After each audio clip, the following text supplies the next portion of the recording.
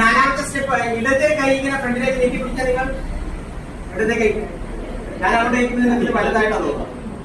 ഇടത്തെ കൈ, യെസ്. വലത്തെ കൈ കൊണ്ടാണ് നമ്മൾ ചായ കുടിക്കുക. കൈ ഇങ്ങനെ വെച്ചിട്ട് ചായ ഇങ്ങനെ വെച്ച്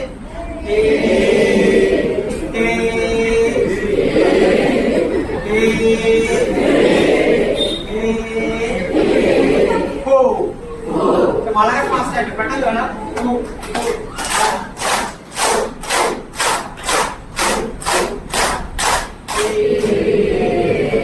അടുത്തിരിക്കുന്ന ആളുടെ കൂടെ തിരിച്ചുകൊണ്ടൊക്കെ കൈ കൊടുക്കും.